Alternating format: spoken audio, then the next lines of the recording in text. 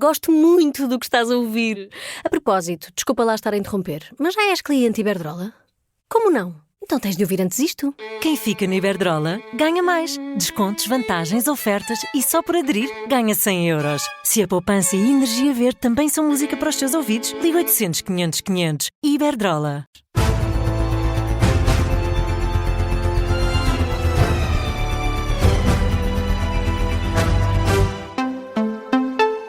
As notícias com Carlos Pedro. Boa noite, Jornal das 3 na Rádio Observador. Começamos a olhar para o conflito no leste europeu. António Costa acredita que o impasse relativo ao financiamento da Ucrânia vai ser desbloqueado pela União Europeia já no próximo mês. Convicção do Presidente do Conselho Europeu, que deu uma entrevista à CNN Portugal. António Costa explica as possibilidades relativamente às soluções de paz apresentadas para Kiev. Confiante, o líder do Conselho Europeu lembra a decisão tomada no mês passado. Em outubro nós tomamos a decisão política fundamental, que foi a decisão política de assegurar o financiamento das necessidades da Ucrânia, inclusive as necessidades militares da Ucrânia, para os próximos 2 anos. Naquelas 3 propostas que foram apresentadas, se adotamos uma, a combinação de algumas delas ou a sequência. Mas portanto está confiante, depreendo das suas palavras, que em dezembro teremos... Estou muito confiante que em dezembro teremos uma decisão final sobre esta matéria. António Costa, que deixou ainda elogios a Kiev, considera que, apesar da situação de conflito, os mecanismos de combate à corrupção, por exemplo, estão a funcionar no país. Ainda de olho na Ucrânia, Volodymyr Zelensky apela a uma união contra Moscou. O presidente ucraniano reuniu-se esta quinta-feira com representantes norte-americanos para analisar as propostas para o fim da guerra. Sublinha que a Ucrânia procura uma paz real, digna e que respeite a independência e soberania do país. Acrescenta ainda o chefe de Estado que a prioridade é manter um processo diplomático construtivo com os Estados Unidos e com os parceiros internacionais. No Médio Oriente, Israel só vai abrir a passagem de Rafah quando todos os reféns forem devolvidos. É o que garante o primeiro-ministro israelita em entrevista a um canal do país, ao canal Abu Ali Express.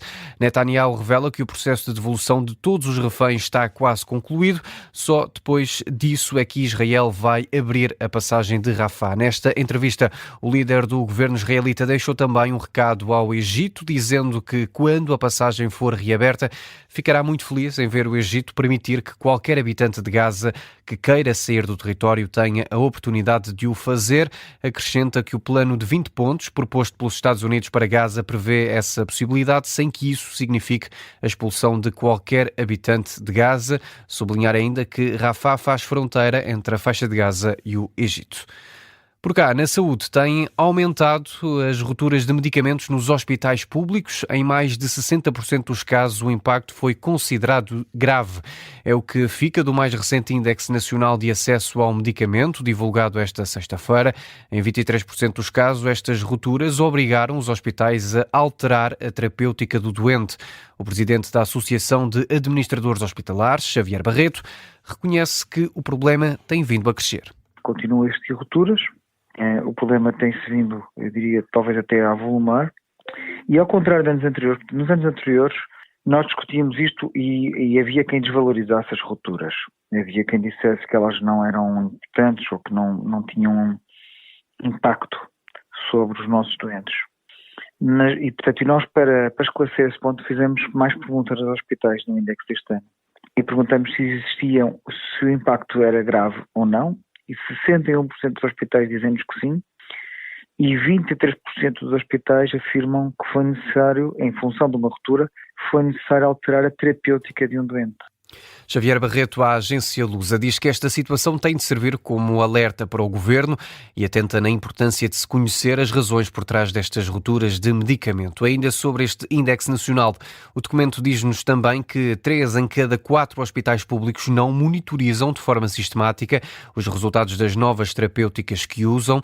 O relatório aponta também para uma percentagem de 80% de hospitais que não faz a gestão de dados relativos à utilização dos medicamentos em contexto de vida real. São dados que preocupam Xavier Barreto. Vendem-nos um medicamento com uma determinada expectativa de resultado. Dizem-nos: os vossos doentes vão melhorar nesta proporção, vão ter menos dor, vão ser mais funcionais, vão deixar de faltar ao trabalho. Os resultados são estes. E o preço do medicamento é fixado também em função disso, em função daquilo que aquele medicamento acrescenta. Mas depois nós não sabemos se isso de facto se concretiza ou não, se isso na prática está a acontecer ou não. E se pensamos bem, isto é um absurdo. Não é? Nós devíamos avaliar os resultados concretos da vida dos nossos doentes e depois, eventualmente, reajustar preços.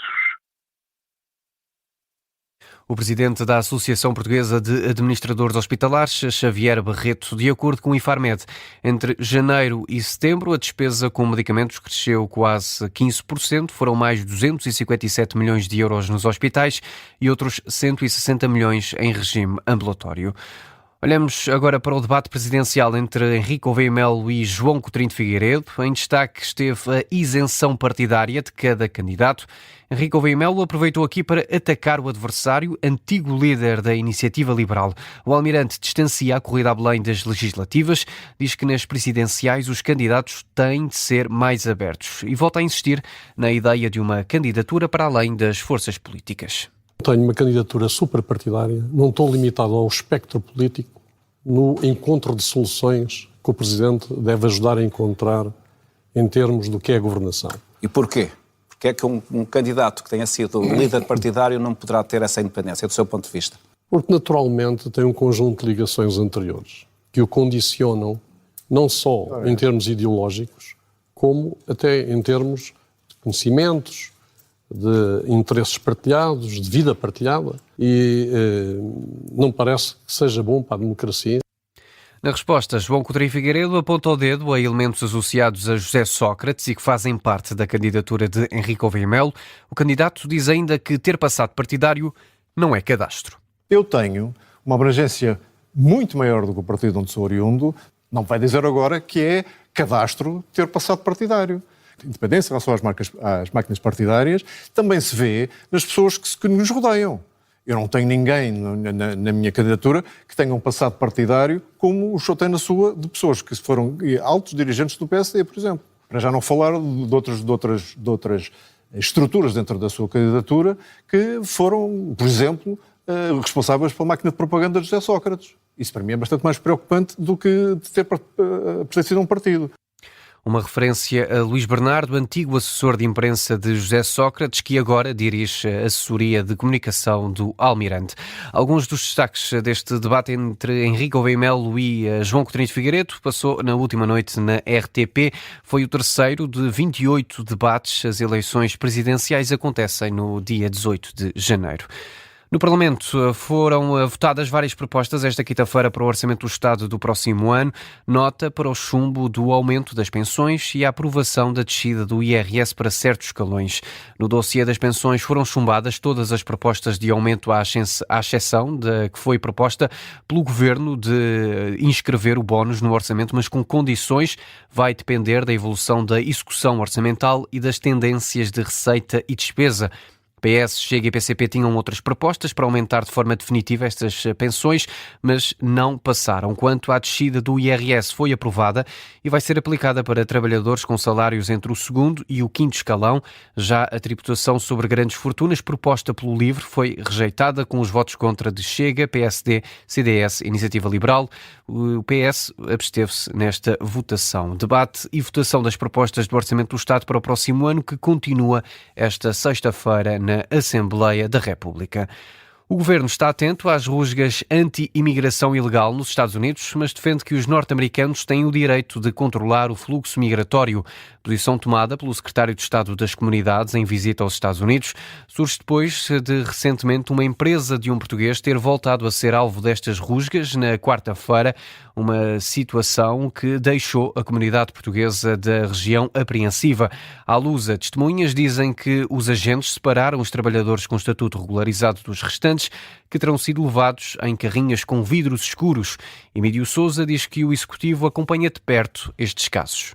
Naturalmente que temos que compreender que situações de ilegalidade têm que ser corrigidas, na mesma forma no nosso país, e temos que respeitar os Estados Unidos nesta vontade de ter a situação dos imigrantes e dos que escolhem os Estados Unidos para viver regularizada. Esperemos que estas rusgas não afetem muito os nossos imigrantes nem as nossas empresas, mas temos que compreender que, como país soberano que é os Estados Unidos, que tem direito a controlar a sua imigração.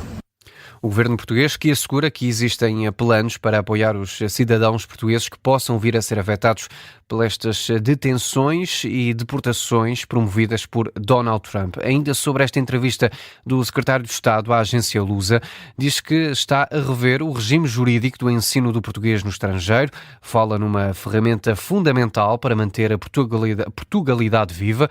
Ainda assim, até lá, o ministro diz, fala em português em casa. Este regime jurídico já não é atualizado há 19 anos, se a memória não me falha. Portanto, eu estou a ultimar esse projeto de revisão do regime jurídico para tornar o ensino do português mais atrativo. O apelo permanente às nossas comunidades que falem português em casa é a maior e melhor ferramenta que nós temos de aprendizagem da língua, é falarmos em casa o português, e muitas vezes a segunda e terceira geração, à medida que se vão casando com os nativos, perdem um bocadinho esta ligação, mas eu costumo dizer que pode ser uma ferramenta importante até para o futuro. Ter competências a mais nunca é problema, ter competências a menos é que pode ser um problema. O secretário de Estado das Comunidades Portuguesas, Emílio Sousa, em entrevista à agência Lusa. Fecha assim este Jornal das 3. A informação regressa com a síntese das 3h30. Até já.